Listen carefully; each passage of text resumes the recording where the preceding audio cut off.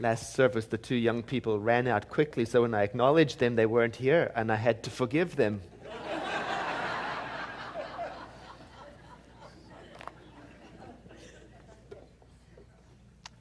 Good morning, beautiful people of the center.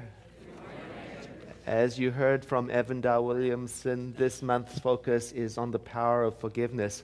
So many people are sending me all sorts of wonderful resources about forgiveness, which I appreciate very much. Marcella Ford, one of our members, sent me a piece from the well-known photographer, author, speaker, poet David Whyte, with just amazing words on forgiveness that he wrote quite a while ago. So I brought an extract of it here to set us going. It says, forgiveness is a heartache and difficult to achieve because, strangely, the act of forgiveness not only refuses to eliminate the original wound, but actually draws us closer to its source.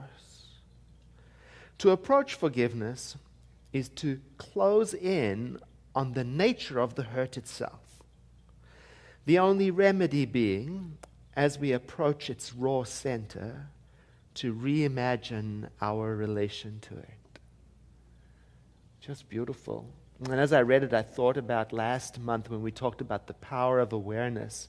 And the author Neville, he talked about that ability we have to use our imagination to conceive of a greater yet to be. And how he said it's so important for us to accept that we can evolve, that we can change, and we can grow. And so I love that line about closing in on the nature of the hurt. The only remedy being, as we approach its raw center, to reimagine our relation to it. Because so much of forgiveness work has to do with the retelling of the story of what happened, the reframing, the reimagining. And at first, you may not know just how. That's what the lines in Christopher's song said. You may not know how.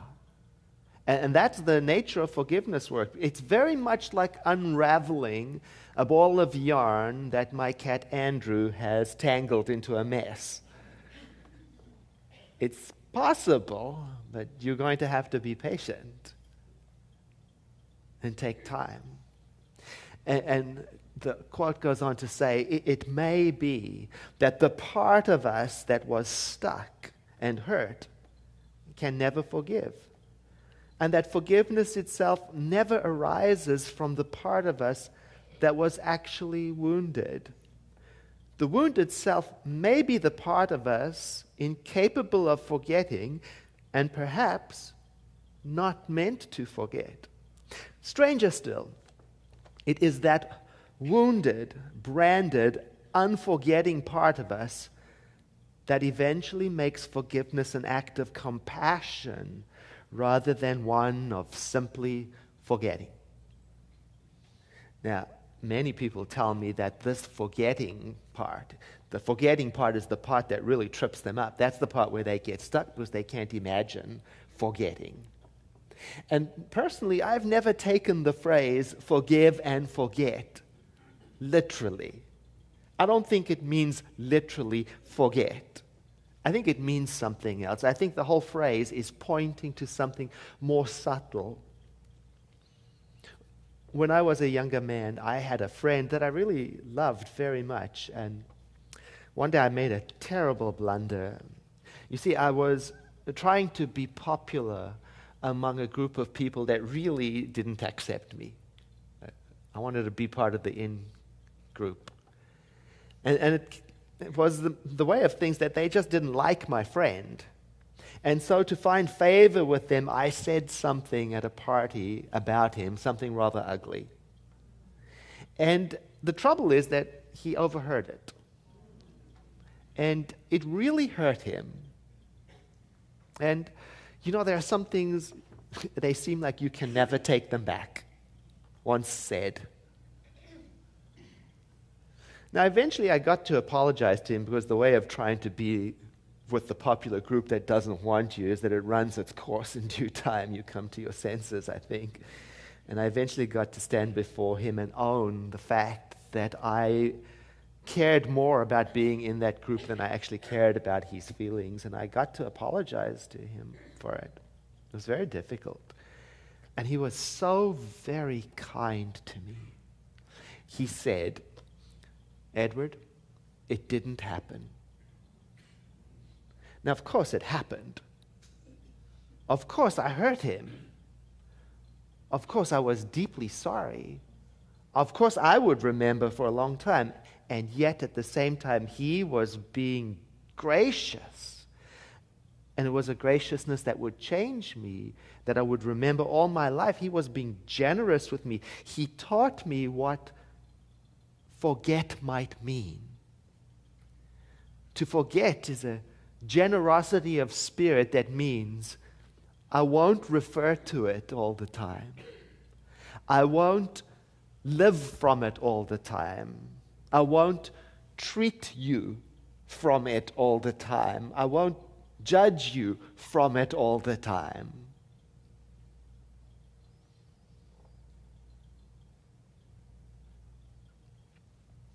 David White says, forgiveness is a skill, a way of preserving clarity, sanity, and generosity in an individual life. A beautiful question, and a way of shaping the mind to a future we want for ourselves. Shaping our minds.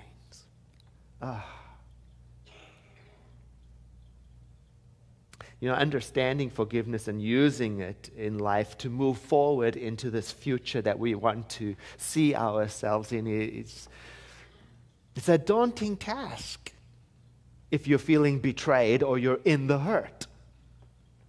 It's daunting.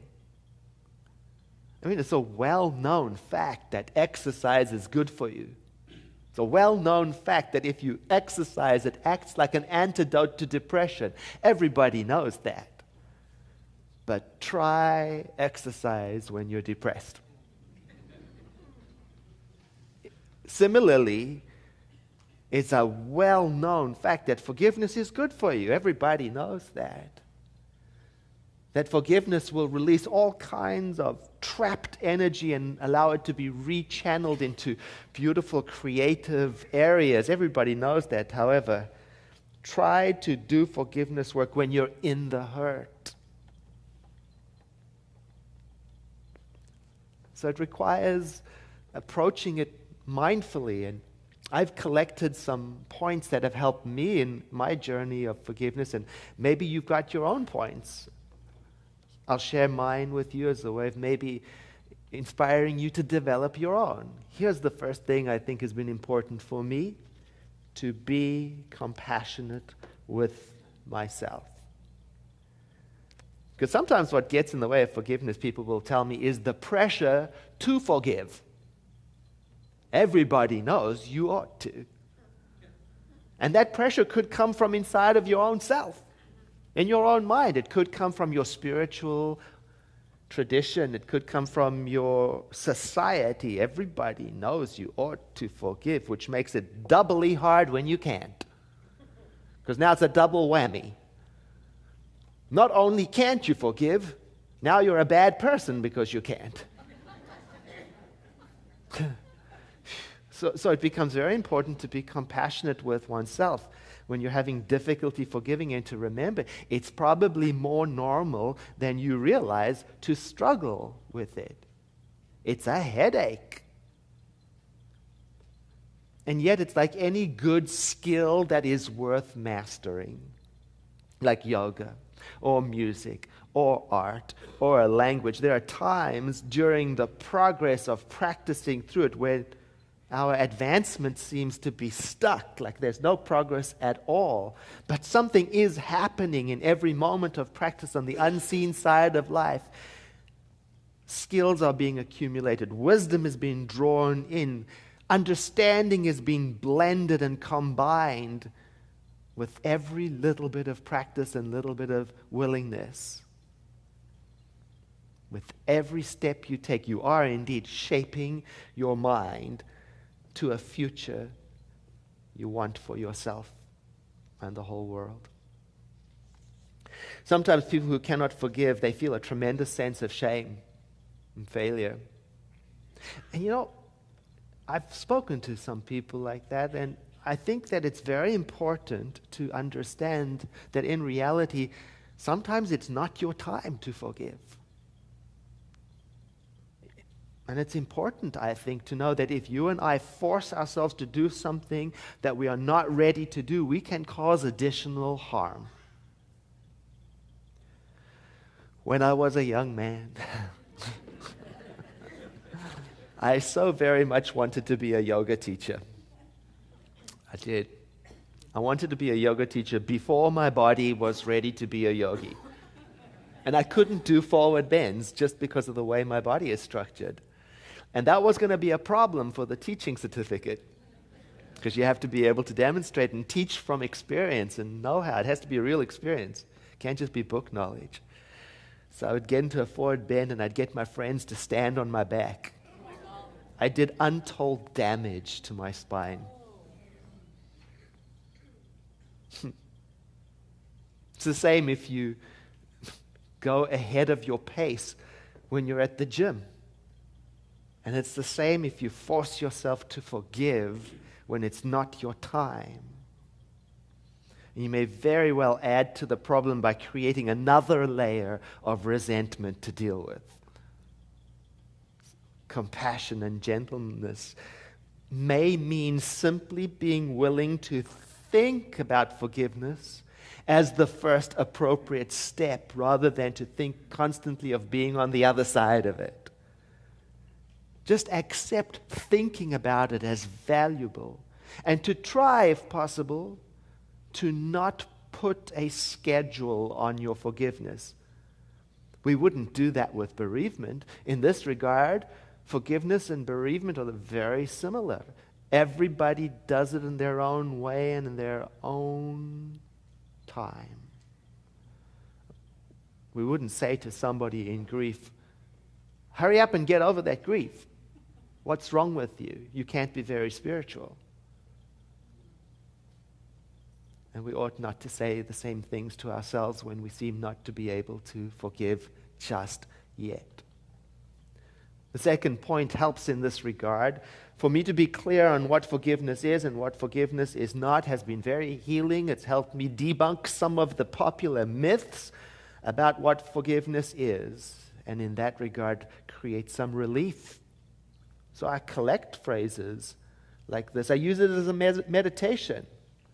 Here are some that I've collected over time, and maybe you have your own.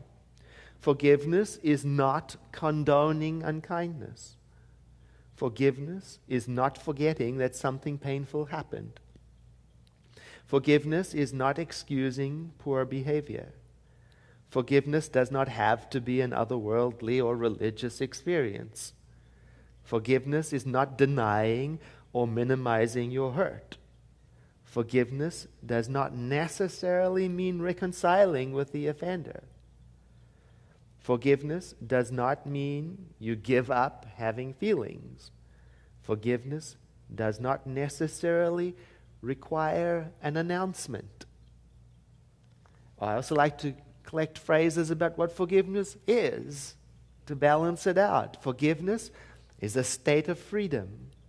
Forgiveness is relieving yourself of the burden of the past. Forgiveness is embracing the prospect of being a whole person again. Forgiveness is giving the person you forgive, and that might very well be yourself, the freedom to live in peace and the chance to also be a whole person again. And I keep on collecting phrases like this and adding to it, like from this month's book, Forgiveness, the Greatest Healer of All by Gerald Jampolsky. I've been making notes as I go along and taking phrases out like these. Forgiveness is the willingness to let go of the hurtful past. Forgiveness is the decision to no longer suffer. Forgiveness is the choice to no longer find value in hatred or anger. Forgiveness is letting go of the desire to hurt others or ourselves because of something that is already in the past. So I collect them so I can read them and repeat them and dwell in them. And in so doing, I find it is actually a way of shaping my mind to a future I want for me and for everyone. Another mindfulness practice has been to have healthy boundaries, because sometimes what stops people from forgiving is the thought that the person who they are forgiving will just go right ahead and do the same thing all over again. Which could be so.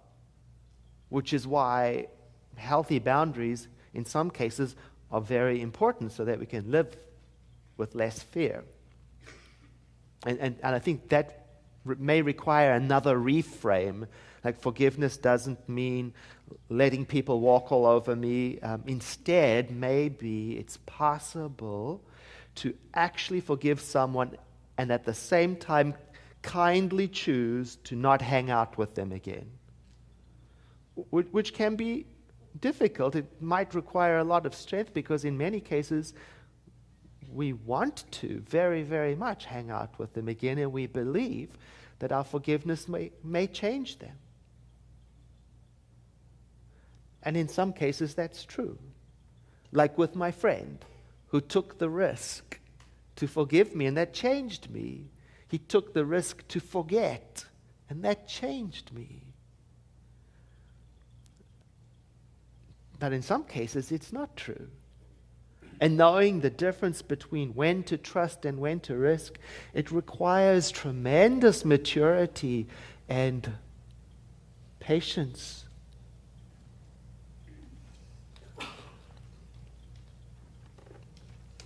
Talking of forgetting, here's a good one.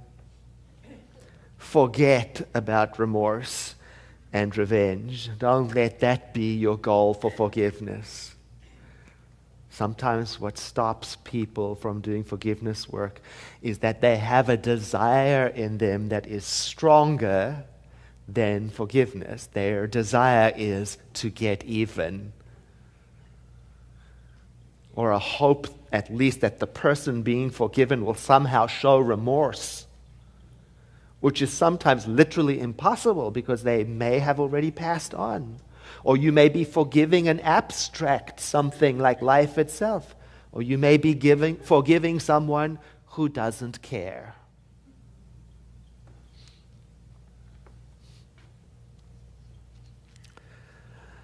Revenge is not always possible.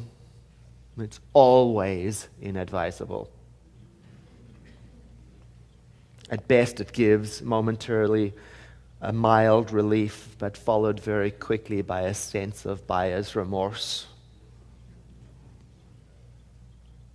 My message today is this, that your willingness just to consider forgiveness with me, with each other every year, is in itself a pathway to freedom. It is indeed the way we are shaping our minds to a future that we want for ourselves and for everyone. And the sheer difficulty of doing the work lessens, I believe, as we educate ourselves about what it is, what it isn't, what it might be, and what are the gentle ways we might go about doing the work. This past Wednesday evening was our first Wednesday of the month prayer, meditation, and song service with Christopher Fritchie. With me that evening was Kevin Craig and Becca Kelly, she's in the nursery right now, and Jeff Basham, I saw him earlier, and Julia Lockett, and Evan's brother, Bryce Dow Williamson. We were all together with the practitioner on duty, Jan Svoboda. And what we did was we began a practice that in Chris's song we're invited to do, and that is to let love in so that it can show us the way through the tangled wall of yarn called unforgiveness. And we did that in the style of the Buddhist meditation of loving kindness. May you be filled with loving kindness. Taking phrases that are centered on forgiveness, adapted from Ernest Holmes and from the author William Martin, and we said them over and over and over again to do that letting in of love to guide us, so that we might shape our minds to a future we want for ourselves.